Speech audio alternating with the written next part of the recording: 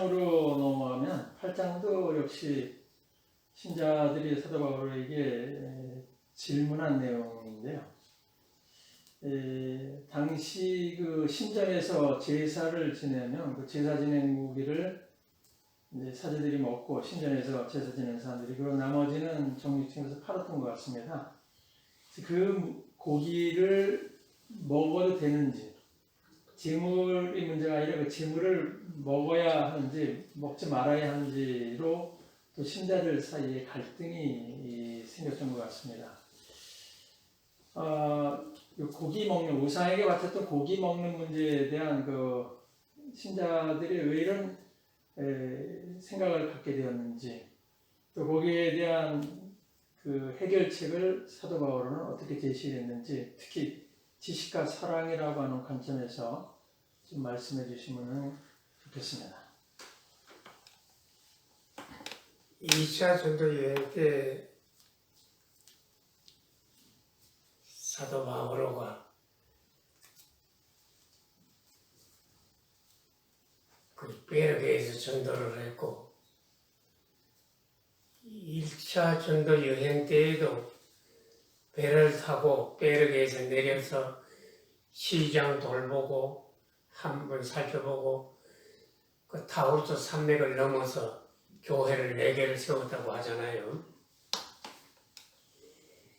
그래, 베르게에는 바오로 시대의 그 시장터가 그대로 남아있거든요.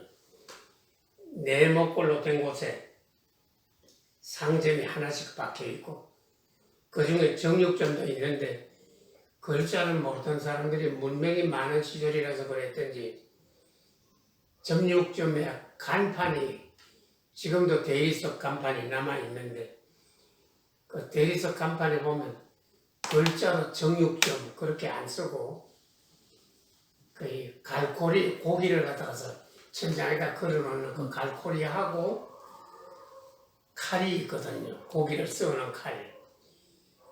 참 우리 같으면 저렇게 그 귀한 그 문화재일 것 같은데, 거기는 문화재가 너무 많아서 그런가 시장 장터에 정육점이 있던 장소에 그냥 그대로 방치가 되어져 있어요. 시장 그 네모꼴 된 가게가 있는 곳에 한복판에는 신전이 있거든요. 그러니까 고기 먹고 배탈 나서 항의를 받는 일이 없도록, 또 고기 잘 팔리도록 비는 의미에서 신전에 고기를 가져가서 제사를 지내고 난 다음에 가게로 정육점을 가져와서 팔았던 모양입니다. 그런데 사도 바울은 교우가 신전 고기 제사에 참석하는 거 볼성사납다. 제사 지내고 난 다음에 음복하는 거 볼성사납다. 그 천주교인들이, 그리스도인들이 신전 제사에 참석하고 다음에 음복을 한다고 하면 사람들이 뭐라고 하겠느냐. 그러니까 제사에 참석하지 말아라. 그리고 고기를 사가지고 와서 집에서 손님 접대를 하는데, 또 전서 8장 4절에서 9절의 말씀입니다. 그런데 우상한테 바쳤던 제물과 관련하여 우리는 세상에 우상이란 없다는 것과 하느님은 한 분밖에 계시지 않는다는 것을 알고 있습니다. 하늘에도 땅에도 이른바 신들이 있다 하지만 과연 신도 많고 주임도 많습니다만 우리에게는 하느님 아버지 한 분이 계실 뿐입니다. 그 모든 것이 그분에게서 나왔고 우리는 그분을 향하여 나아갑니다. 또 주님은 예수 그리스도 한 분이 계실 뿐입니다. 모든 것이 그분으로 말미암아 있고 우리도 그분으로 말미암아 존재합니다. 그렇지만 누구나 다 지식이 있는 것은 아닙니다. 어떤 이들은 아직까지도 우상에 익숙해 있기 때문에 우상에게 바쳤던 제물을 정말로 그렇게 알고 먹습니다. 그리고 그들의 약한 양심이 더럽혀집니다. 음식이 우리를 하느님께 가까이 데려다 주지 않습니다. 그것을 먹지 않는다고 우리의 형편이 나빠지는 것도 아니고 그것을 먹는다고 우리의 형편이 나아지는 것도 아닙니다. 다만 여러분의 이 자유가 믿음이 약한 이들에게 장애물이 되지 않도록 조심하십시오. 그냥 이것저것 따지지 말고 귀신 씌웠다 그런 생각하지 말고 하나님이 창조한 것은 다 옳다 해서 감사하면서 고기를 먹어라. 그러나 제3자가 이거 귀신한테 봉헌했던 고기인데요. 귀신 씌인 고기인데요. 그렇게 참 말을 하거든. 말하는 사람의 양심을 생각해서 안 먹는 것이 좋지 않겠느냐. 그래 와서 그냥 고기 대접 받았으면 좋은데 이거 신전에 봉헌했던 귀신 씌인 고기인데요. 그 말을 하는 사람이 선의로 할 수도 있고 악의로 할 수도 있겠죠. 이제 뭐 선의로는 잘 가르쳐 준답시고 그러는가 악의로는 이 모처럼 고기가 생겼지만은 천주교인들은 너희들은 오늘 먹어서는 안 돼. 그러면서 그 자기 혼자 독식하려고 그럴 수도 있겠다. 선의로 그러는가 악의로 그러는가 이런 이야기를 하는데 요즘 우리하고는 너무나 다르지요. 이 조상 제사를 연상하게 됩니다. 중국에서 조상 제사, 공자 제사는 이 조상 공자를 귀신으로 보고 바치는 거니까 제사를 지내면 가톨릭 신앙에 어긋난다. 모든 전도단체에서 다 그렇게 주장을 했거든요. 예수에만은 달라서 그거 생시에 공자님, 조상님들을 섬기듯이 돌아가신 분을 잊지 않고 우리는 생시에 봉양했듯이 돌아가신 분들도 잊지 않고 공양을 하는 거다. 부모에 대한 존경심의 발로다. 그거 문제 삼을 필요 없다. 예수의 하나였거든요. 그 이외에는 외방정교회 여기 온 사람 또 그 포르투갈 북경 구비아 주교 그 이외에도 모든 전도단체에서 일제히 공자제사, 조상제사는 미신이다. 교황청에서 앉아서 이런 의견 저런 의견이 들어오는데 예수의 의견을 물리치고 결국은 다른 수도회 그 주장을 받아들인 거지요.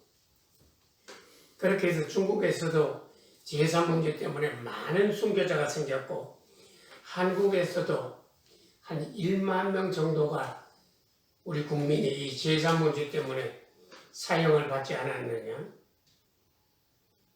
그러다가 세월이 참 많이 흘러서 중국, 인도에서 수만 명이 죽고 난 다음에 정확히 1939년 12월 8일 날 중국 의례에 관한 훈령이라는 것을 교황청에서 말을 해서 중국 한국에서 공자 선교도 좋다. 조상 제사 지내도 좋다. 그 중국 의례에 관한 훈령에서 이 제사를 허용을 했거든요. 그러니까 이런 거에 대한 이해심이 미리 있었다고 하면 중국, 한국에서 그렇게 많은 사람들이 죽지 않았을 것이다.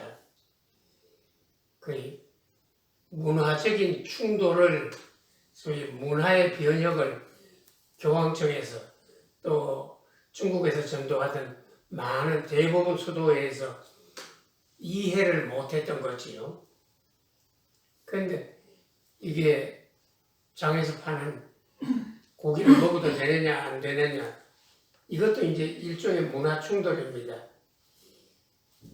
이질적인 문화를 대할 적에 그것을 어떻게 이해하느냐에 따라서 허용을 할 수도 있고 배척을 할 수도 있고 그러니까 이 제사 허용 문제하고 같은 노선의 이야기가 아닌가.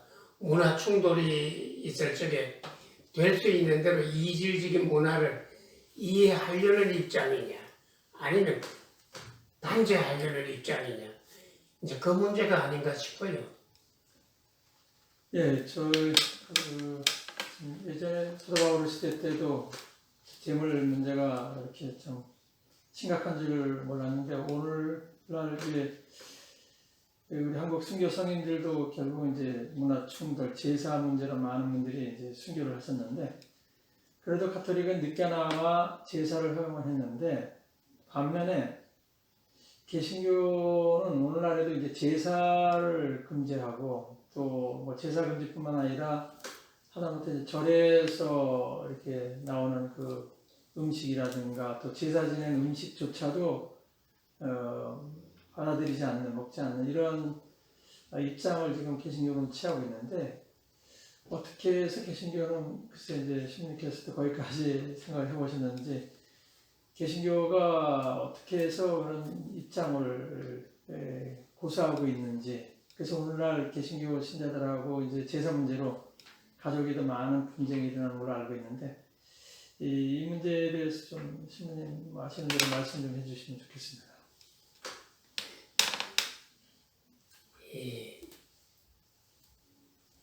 한스핑은 요 한 3년 전에 돌아가셨잖아요. 살아생전에 늘 하신 그 구호가 있거든요. 종교 간의 대화 없이 종교 간의 평화 없다. 종교 간의 평화 없이 세계 평화 없다.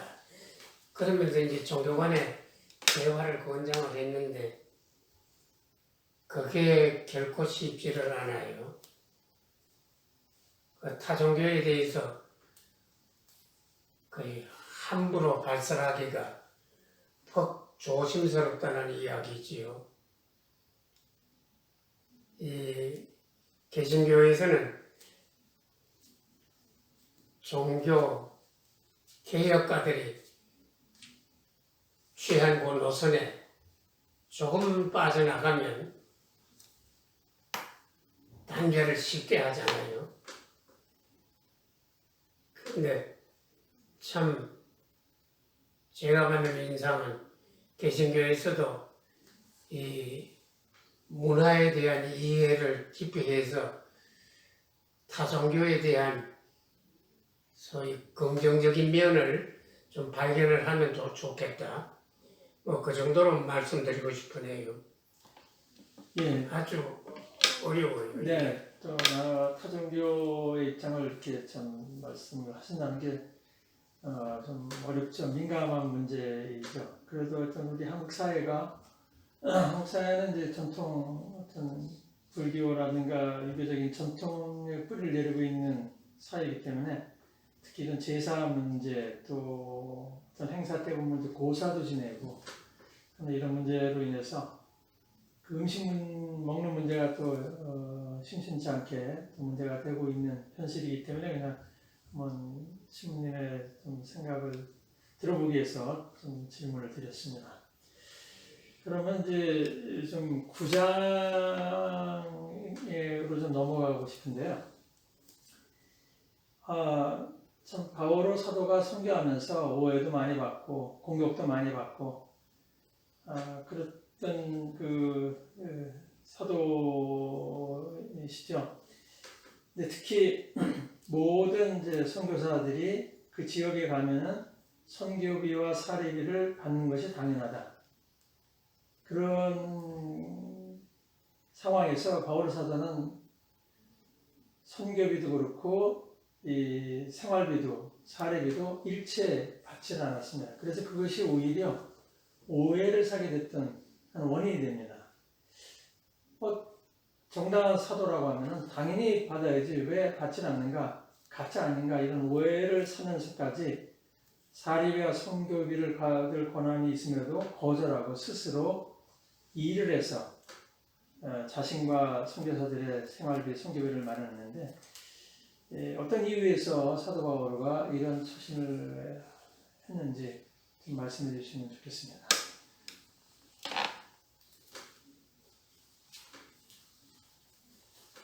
그 예수님의 말씀이나 일화는 거의 전부가 내복음서에 적혀 있죠. 간혹 가다가 내복음서에 적혀 있지 아니한 예수님의 말씀이 전해와요. 그것을 학명으로는 아그라파, 그라페인, 내복음서에 적혀 있는 것들, 아그라파는 내복음서에 적혀 있지 않은 말씀을 내복음서라고, 거의 아그라파라고 하거든요.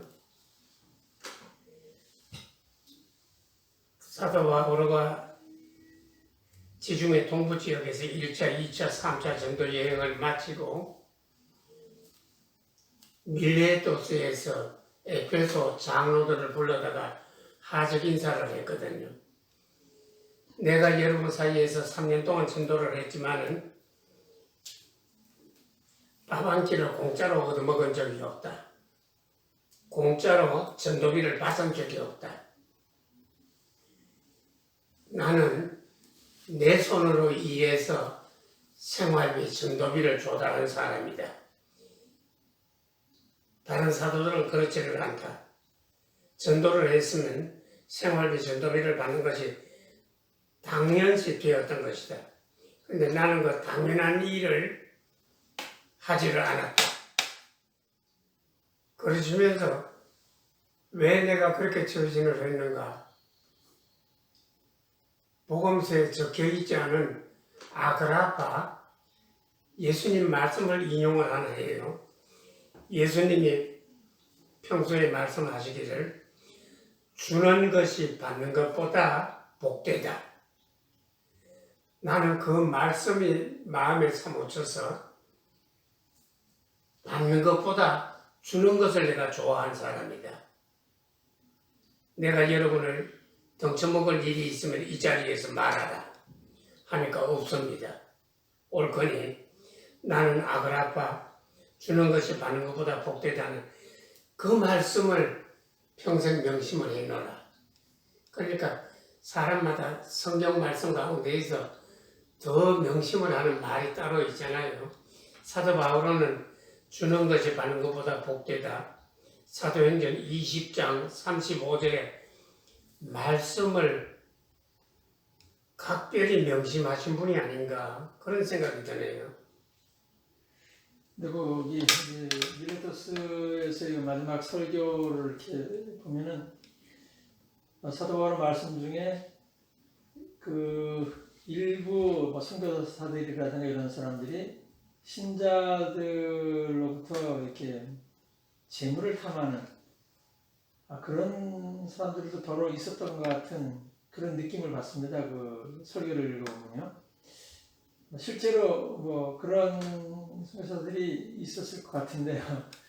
그래서 오늘날에도 오늘날도 그런 성취자들이 없다고 보지만은 또 일부 혹시라도 어떤 물질에 너무 연연하고 물질을 탐하고 또 그런 측면에서 이제 사모하는 그런 일도 좀 간간히 이제 들리는 경우도 있습니다. 아마 그 시대에도 그랬던 것 같은데 그 점에 대해서는 어떻게 생각하십니까? 저하고 김옥태 신부가 안동교구 창설될 적에 방인 신부로서는 두 사람이 자원을 했잖아요. 그때 우리도 고생을 했지만 불란서 신부님들도 참 고생을 했어요. 그 주교 두봉주교님이 신설 교구를 딱 맡았는데 파리 외방청 교회에서 도와주지를 않고 큰 집 대구 교구에서 도와주지를 않고 하니까 15개 본당에 나가서 있는 본당 신부들에게 도움을 줄 수가 없었어요. 생활비를. 그래 아주 안 주기는 미안했던 것. 주교님이 그래도 어디에서 구해가지고 한 달에 본당 신부에게 생활비로 10,000원 한 장씩을 보내준 거예요. 그래 서울 수유리의 갈매에 지도신부로 나신 분이니 지금 한 30년째 은퇴를 해서 그 갈매에 수녀님들을 돌보고 있는데 언젠가 주교님을 만나서 그러더라고. 내가 봉합 시골 본당심으로 발령을 받았는데 주교님이 앱다 생활비다 이러면서 10,000원 한 장을 주더라. 이거를 먹고 그걸 가지고 다른 건 하나도 못 사고 쌀만 사가지고 쌀하고 간장하고 이렇게 있는데 어느 날에는 그냥 쌀이 뚝 떨어졌다는 거지. 그래서 아침을 굶고 점심을 굶고 있는데 갑자기 저녁에 쌀을 밥을 해가지고 한 사발을 대령을 했더라는 거예요. 그래서 아주머니 보고 이게 웬일이냐. 쌀이 떨어진 걸로 아는데 예, 떨어졌어요. 그래서 마침 이 자연 두발 머리카락을 사는 사람이 왔기에 제 머리카락을 잘랐어요. 그래서 쌀을 그 머리카락대로 거기 준비를 해가지고 신부님 진지를 해드린 거지요.